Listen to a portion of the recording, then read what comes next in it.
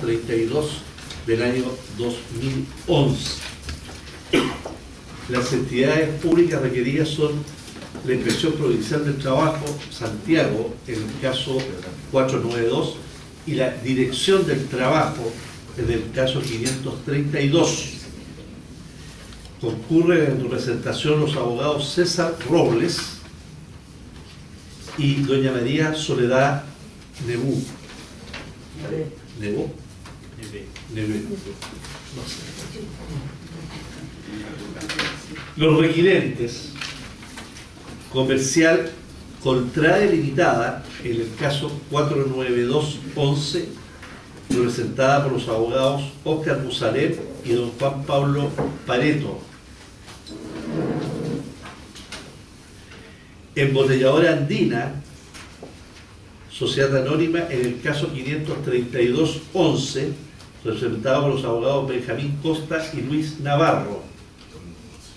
Los terceros involucrados: respecto del amparo 49211, el Sindicato Nacional de Interempresas de Trabajadores Metalúrgicos, de la Construcción, de la Comunicación, Energía, Servicios y Actividades Conexas. ¿Hay alguien presente acá? ¿No? Respecto del amparo 532, el abogado don Daniel Stingo Camus, que está presente acá, que representa al Sindicato de Interempresas Embotelladora Andina, ECUSA, DirecTV, Vendedores EASA y otros, y Vendedores Embotelladora Andina y otros. ECUSA no. ECUSA no.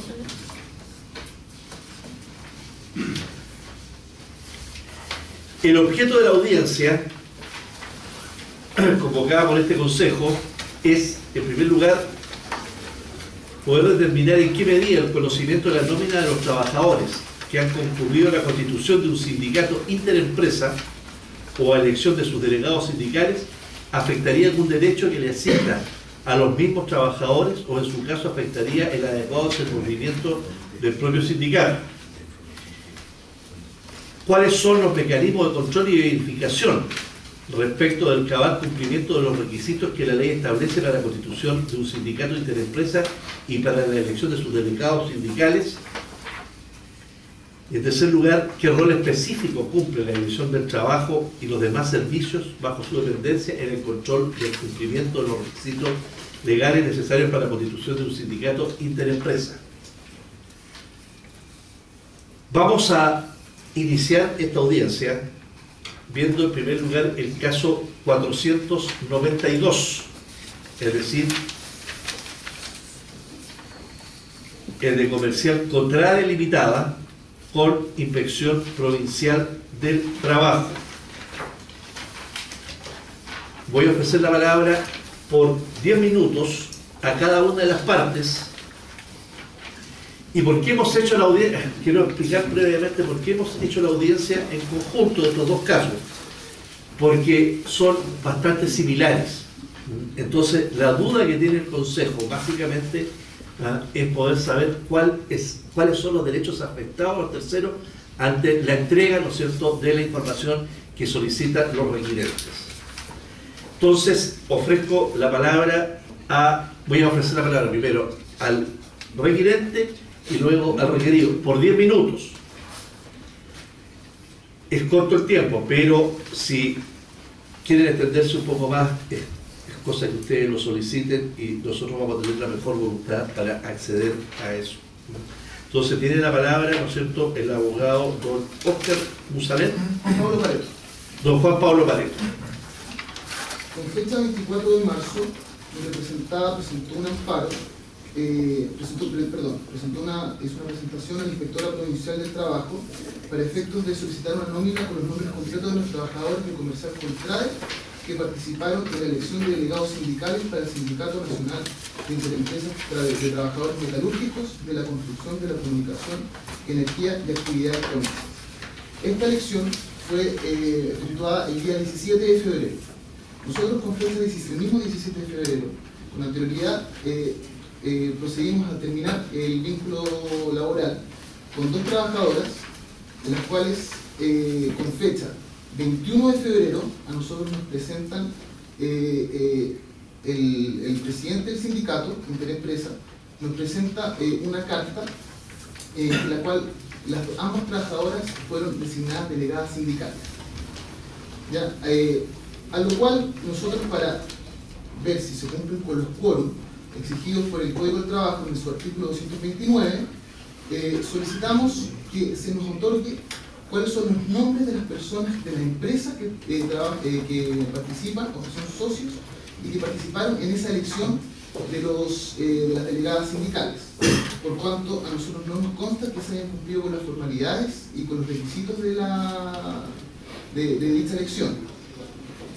A lo cual nosotros, como bien dije, el 24 de marzo solicitamos esa información a la inspectora comunal, y con fecha 5 de abril del año 2011, la inspectora comunal contesta que no nos puede otorgar esa información debido a que contiene datos personales de terceros que deben ser protegidos de acuerdo a los artículos 2º, 4º, 7º, 10º, 20 de la ley 19.628 sobre protección de la vida privada.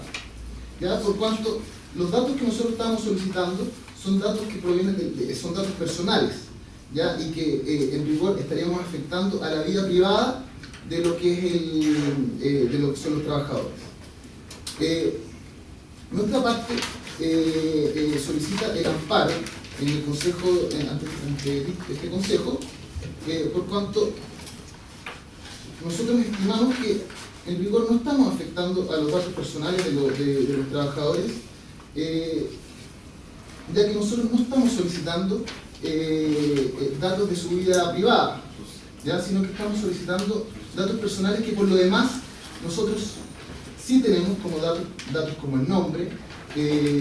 No estamos solicitando ni la profesión ni el oficio, no estamos solicitando que está dentro de la misma ley citado como datos sensibles, ¿ya? Y que por lo demás el mismo artículo 4º en su, perdón, lo voy a citar, el artículo 4º en su inciso 5º y 6º dice que no requiere autorización alguna el tratamiento de datos personales que provengan o que se recolecten de fuentes accesibles al público cuando sean de carácter económico, financiero, bancario o comercial, se contengan listados relativos a una categoría de personas que se limitan a indicar antecedentes tales como la pertenencia del individuo a ese grupo. Después, en su inciso final, tampoco requerirá de esa autorización el tratamiento de datos personales que realicen personas jurídicas privadas para el uso exclusivo suyo.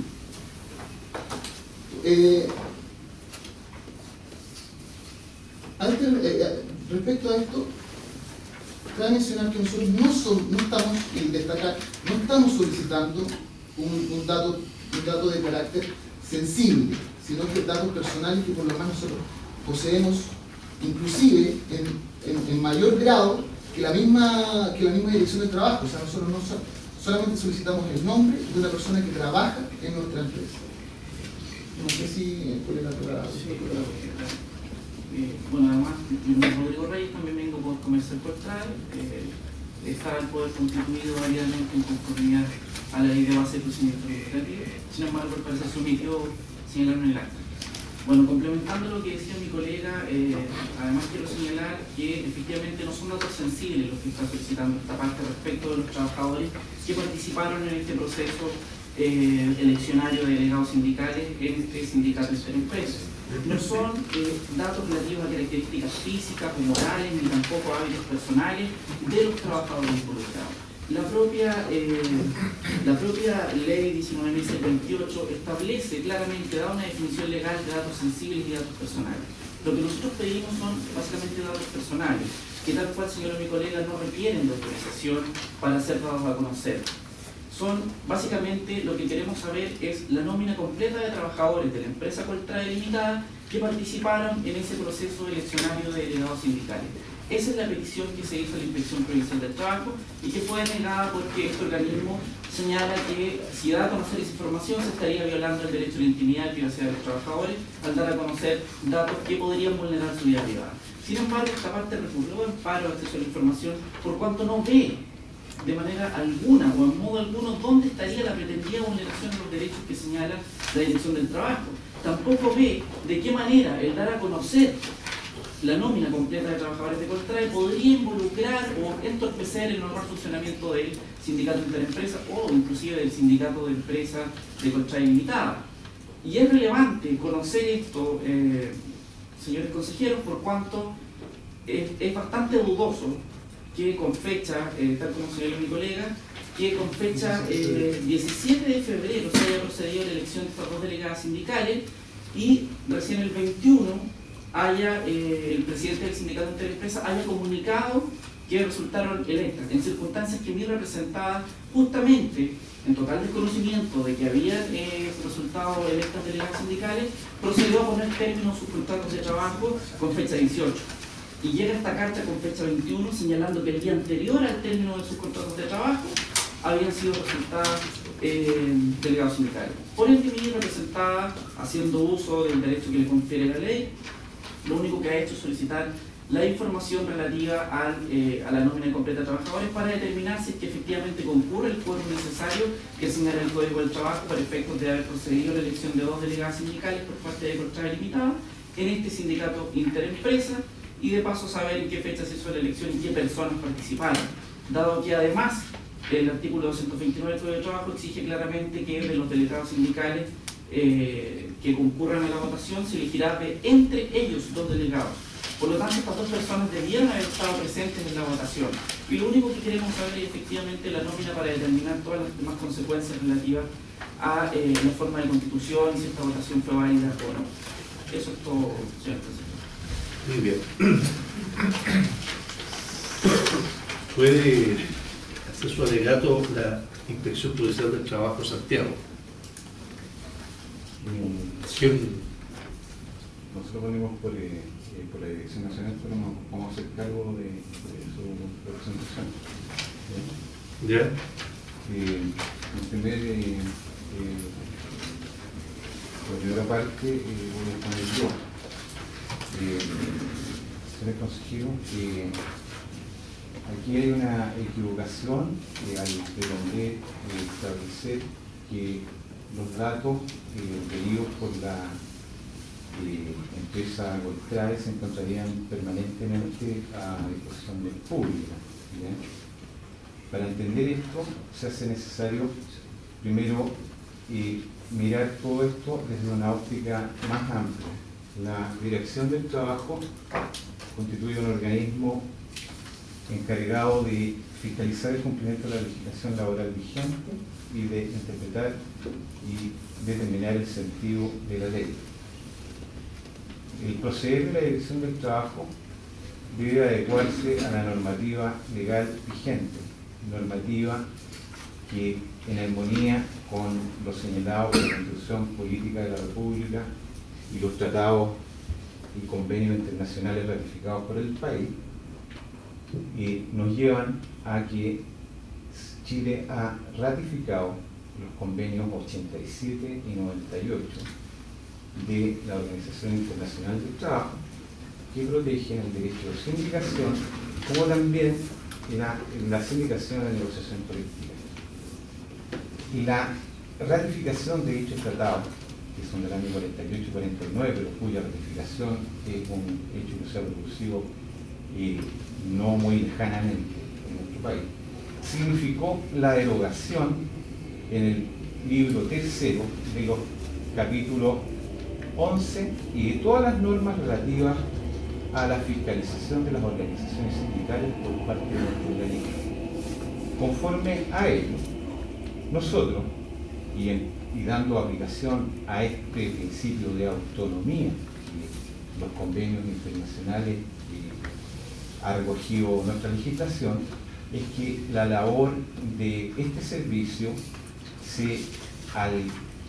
estrictamente al dar lugar o negarse, digamos, al analizar un requerimiento de información a la luz de la ley de transparencia, debe considerar estos elementos. Los convenios claramente establecen la libertad absoluta de las organizaciones sindicales, tanto para elegir sus afiliados como a la vez para determinar